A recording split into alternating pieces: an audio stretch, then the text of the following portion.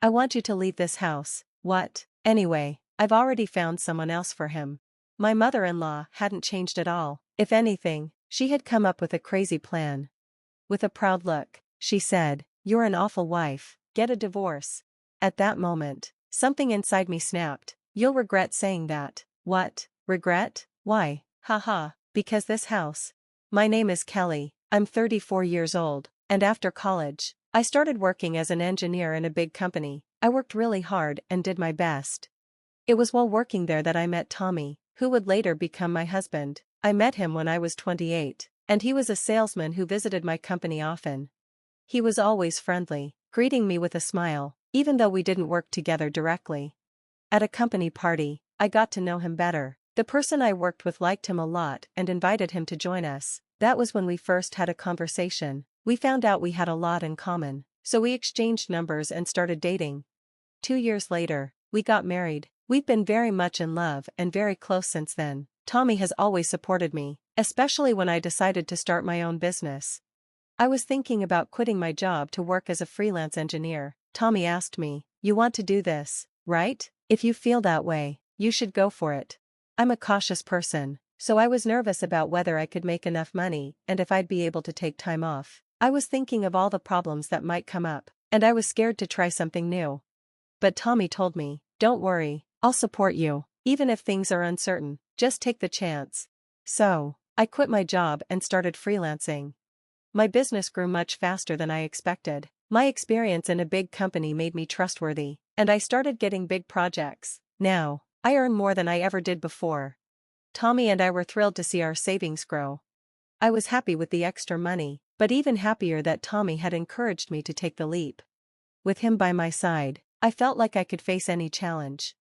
We spent time traveling and driving together when he had time off, and even though we saved money, we didn't have to worry about spending on things we wanted. We were enjoying life as a couple. One day, I wasn't feeling well while working at home. After a few days, I went to the hospital for a checkup, and to my surprise, I found out I was pregnant. I couldn't wait for Tommy to come home that evening so I could tell him. When he came home, I told him right away, "Tommy, I went to the hospital today." "Oh, I'm sorry I couldn't go with you. How did it go?" He was hanging up his suit jacket as he spoke. I laughed and said, "They told me I'm pregnant." Tommy stopped what he was doing and looked at me. "What, really?" "Yes," I said, smiling. "Wow, we did it. Thank you, Kelly," he said, excited. I was so happy to see how thrilled he was. We couldn't wait to welcome our child into the world together. "We'll do our best to raise our child," Tommy said. "Yes, we will take good care of our baby," I replied. We started eating dinner, and Tommy kept talking about the baby, wondering if it would be a boy or a girl and what we'd need for the baby. "If it's a boy, I want to play catch with him. If it's a girl, we'll play house," he said. Then, I told Tommy something I had been thinking for a while. "How about we build a house soon?"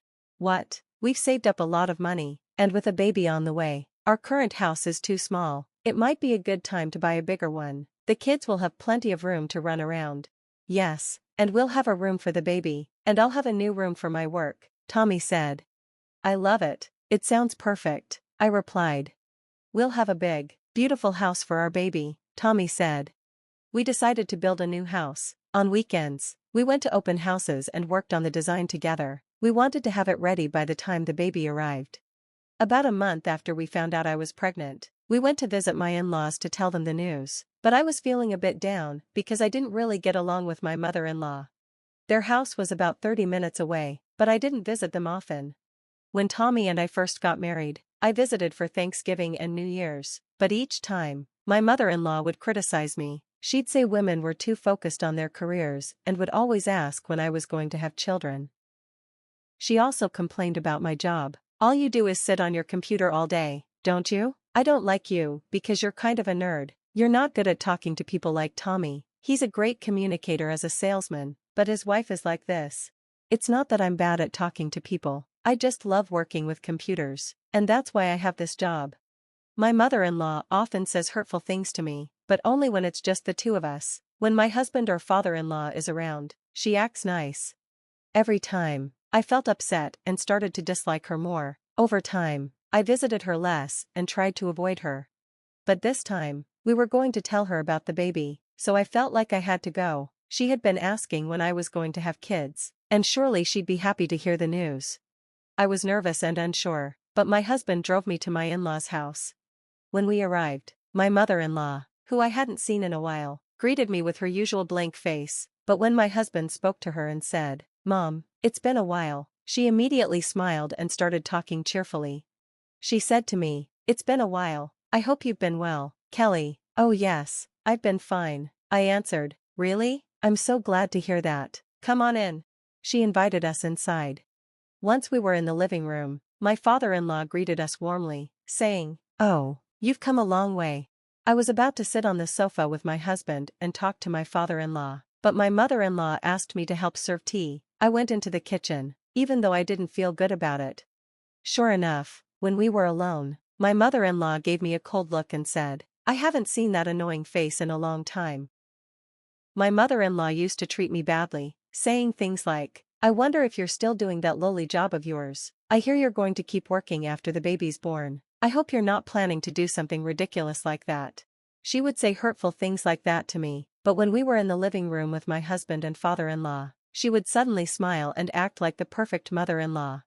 When my husband told her I was pregnant, my mother-in-law said something she didn't really mean. "I'm so happy. Thank you, Kelly. I can't wait to see my grandchild. You're such a wonderful daughter-in-law." Her fake attitude confused me, but I had to smile and pretend everything was fine. We had already shared the pregnancy news, so I just wanted to leave. I did my best to respond politely.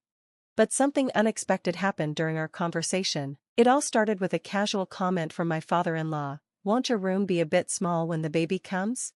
My husband excitedly mentioned building a new house. My mother-in-law jumped in with a surprising suggestion. "What, you're building a house?" she said, clearly excited. I had a bad feeling. Then she said something even more shocking. "Why not make it a two-family house?" My husband and I were both shocked. What do you mean, Mom?" he asked.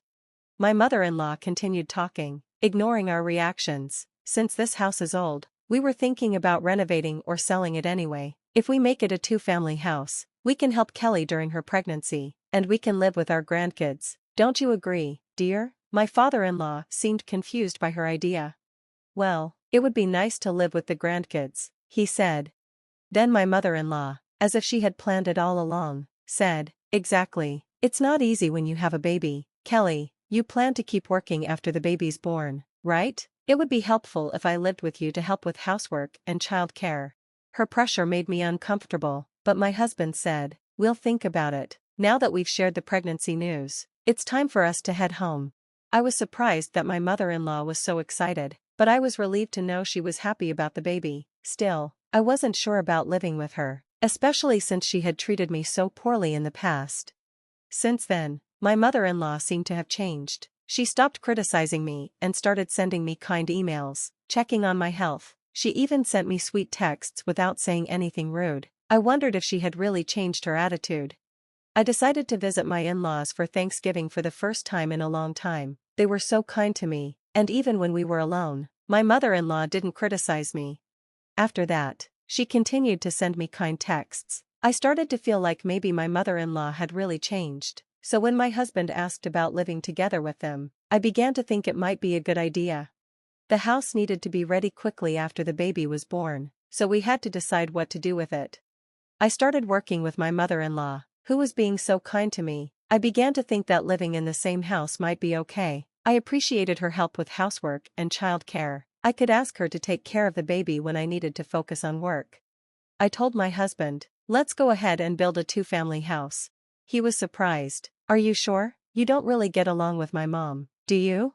I was surprised by his question. "What? I don't know. I just think you and Mom haven't always gotten along." I could tell my husband was paying close attention to me. There was still part of me that didn't like her, but recently, she had been really nice to me. I thought maybe we could get along now.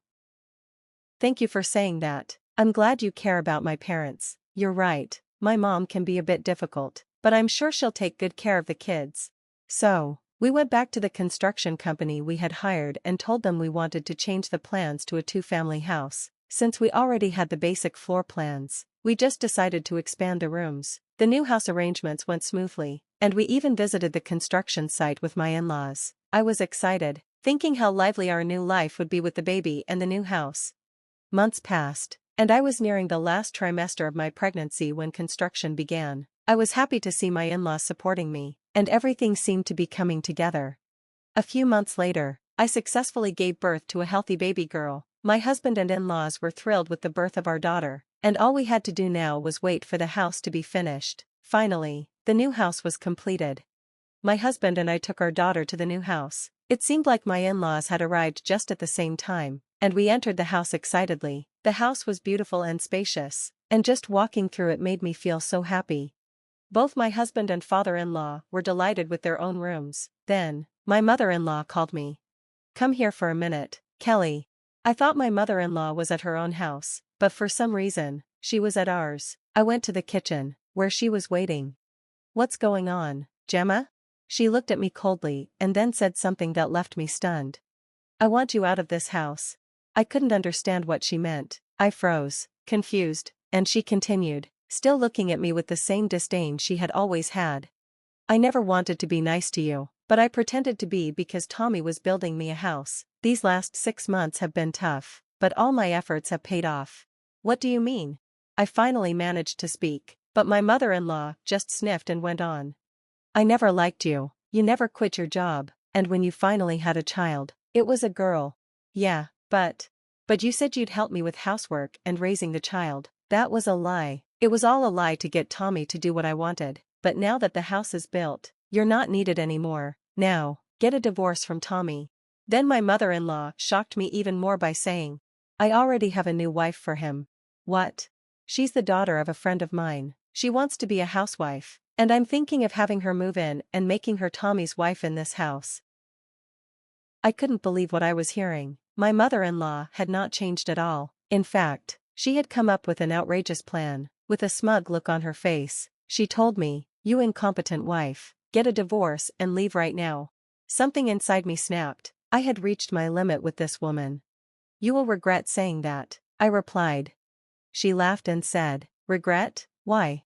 "Haha, because this house." I was about to explain, but then my husband stepped in. "Hey, Mom, I heard what you just said. What do you mean, kicking Kelly out or getting a new wife? Stop saying things like that and causing trouble," he said. My mother-in-law was momentarily upset that he overheard but quickly continued. "I'm saying this for your own good. I don't need this weak woman living in your house. Get a new wife who's young and can give you a son." My husband went pale and confronted her. "What, don't you know? Kelly helped build this house, remember? The house is in her name." "Huh?" My mother-in-law froze, looking confused. "That's a lie, isn't it?" she said. My husband, disgusted, continued, "I've told you before, Kelly's income went up when she started freelancing. I think I remember you saying that." "What, she makes enough to buy a house?" My mother-in-law was stunned. "Yes, Kelly is an excellent engineer. She works with big companies as a freelancer. She gets paid directly." "I'm already disappointed in you. I'm divorcing you," my husband said, his voice steady. "What?" my mother-in-law gasped. "I can't be with someone who doesn't care for the person who's important to my son. When I retire, the person I'm going to spend all my time with will be you, and if that's how it's going to be, I'll be miserable in my old age. You're the one leaving. I'm divorcing you now." "No way." My mother-in-law couldn't even stand up, cowering and crying, but there was no sympathy for her. My husband firmly guided her to my father-in-law's car, and my father-in-law apologized to me before taking her back to their house. He had already planned for their house to be sold, with the move-out date pushed up a week in case things went wrong. In the meantime, he served her with divorce papers, and she was forced to move into a cheap, run-down apartment. Initially, my father-in-law considered leaving our house out of courtesy, but we had no issues with him, so we invited him to stay with us. With my mother-in-law now out of the picture, she had no job and no support, while we had the spacious duplex and a loving family. The marriage between my husband and the acquaintance's daughter was also called off. Not only had she been untrustworthy, but she had also tried to set up my husband with another woman while he was still married. As a result, she quickly lost the trust of everyone around her. I don't know where she is now, but I'm sure her life is far from easy. As for us, we are living peacefully as a family, my husband, father-in-law, and I cherish our daughter, and every day is filled with love and joy. I'm confident that we'll continue to support one another and stay happy together.